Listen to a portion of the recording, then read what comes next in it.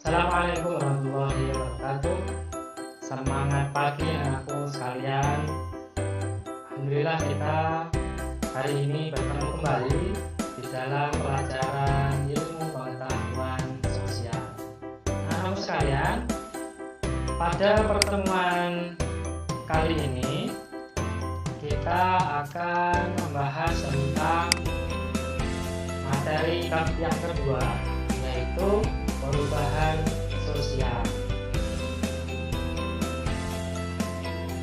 atau social ethics.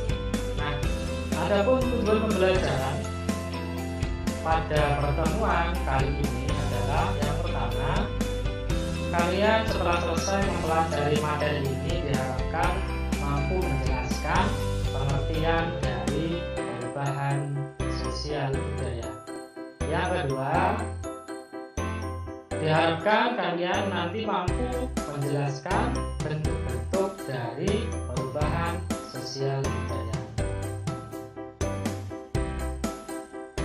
Perubahan sosial merupakan salah satu kajian sosiologi yang paling dinamis. Hal ini karena perubahan selalu terjadi dan terkadang tidak bisa dihindari. Perubahan sosial ini berbeda dengan perubahan-perubahan yang lain. Yang menjadi pembeda dari perubahan sosial dan perubahan lain adalah perubahan sosial ini menekankan perubahan yang terjadi pada aspek kultural atau budaya serta aspek struktural di masyarakat dan dampaknya terhadap kehidupan. Nah, inilah yang membedakan perubahan sosial dengan perubahan yang lain. Nah, apa sih pengertian dari perubahan sosial itu? Menurut Kingsley Davis, perubahan sosial adalah perubahan yang terjadi pada fungsi dan struktur masyarakat.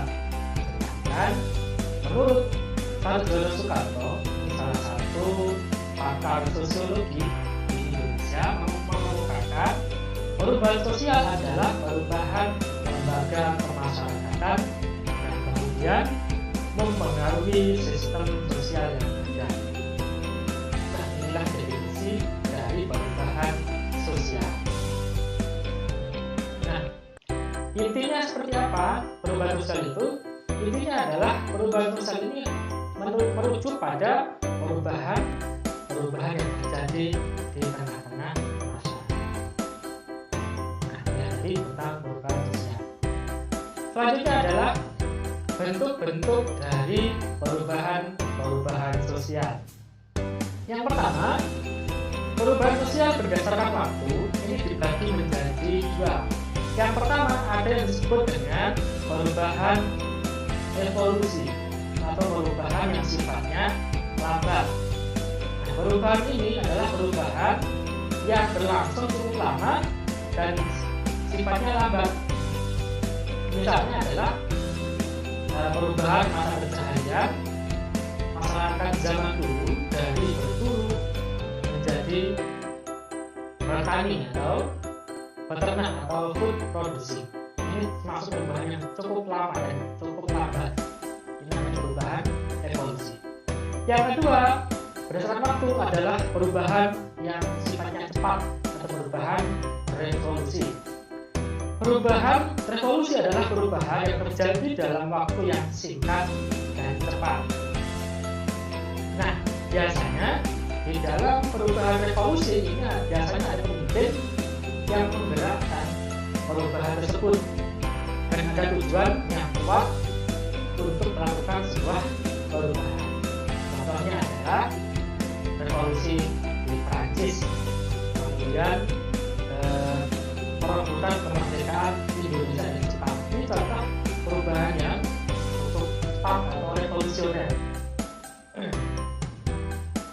Selanjutnya adalah perubahan sosial berdasarkan perencanaannya. Dibagi menjadi dua. Yang pertama adalah perubahan sosial yang direncanakan. Nah, perubahan sosial ini adalah perubahan yang memang didesain sedemikian rupa yang berharap ada perubahan yang direncanakan. Nah, biasanya pada perubahan sosial yang direncanakan ini biasanya ada namanya tokohnya atau agent of change. Nah, inilah yang kemudian melakukan perubahan sosial yang direncanakan. Yang kedua, perubahan sosial yang tidak direncanakan. Ini biasanya adalah perubahan sosial yang tidak dikehendaki dan terjadi di luar perkiraan. Nah, perubahan ini seringkali memicu sebuah permasalahan baru karena perubahan tidak diinginkan. Contohnya di sini ada namanya kasus tsunami yang terjadi di Aceh. Nah, bencana alam ini membuat terjadinya perubahan besar dalam kehidupan sosial masyarakat di Aceh saat ini. Jadi ini di luar yang direncanakan. Baik, selanjutnya adalah perubahan sosial berdasarkan pengaruhnya. Ada dua. Yang pertama adalah perubahan sosial yang berpengaruh besar. Adalah perubahan sosial yang mengakibatkan terjadinya perubahan pada struktur kemasyarakatan, sistem mata pencaharian, hubungan kerja dan lapisan masyarakat. Contohnya adalah perubahannya sistem pemerintahan suatu negara. Ini perubahan yang besar. Yang kedua adalah perubahan sosial yang pengaruhnya kecil. Nah, ini perubahan sosial yang tidak berpengaruh besar, ya, bahkan tidak berpengaruh di tengah-tengah masyarakat. Contohnya apa? Contohnya adalah perubahan gaya berpakaian. Ini ketika ada tren fashion baru itu ya tidak begitu berubah secara besar, bahkan hanya beberapa kalangan saja yang mau berubah. Baik, selanjutnya adalah perubahan sosial berdasarkan arahnya. Ada dua jenis. Yang pertama adalah perubahan sosial progres. Perubahan sosial progres itu adalah perubahan sosial yang menuju ke arah kemajuan, yang memberikan keuntungan bagi kehidupan masyarakat. Contohnya adanya listrik masuk desa, ya, itu ternyata membawa perubahan yang semakin maju, ya, semakin bagus dari sisi dampak masyarakat. Ini perubahan progres, ya. Yang kedua adalah perubahan regres. Ini kebalikan dari progres, yaitu perubahan sosial yang menuju kepada kemunduran. Contohnya adalah adanya terorisme, menebar teror, menebar ketenangan, menebar kebencian, menebar ketidakamanan, yaitu masuk kategori teror itu. Yaitu juga bisa mengakibatkan perubahannya menuju ke kemunduran. Ya, kemudian penyalahgunaan narkoba itu juga termasuk perubahan sosial yang dampaknya kepada kemunduran. Baik, demikian tadi materi kita pada pertemuan ke-10 ini dengan judul perubahan sosial. Materi IPS di kelas 9 kelas 2 semester ganjil. Baik, demikian anak-anak sekalian materi kita pada pertemuan hari ini. Semoga bermanfaat. Selamat belajar, tetap jaga semangatnya untuk terus mencari ilmu, menimba ilmu dengan niatannya dan sebuah ibadah. Dan teman-teman sekalian, demikian pertemuan kita pada pertemuan kali ini. Saya akhiri. Assalamualaikum warahmatullahi wabarakatuh.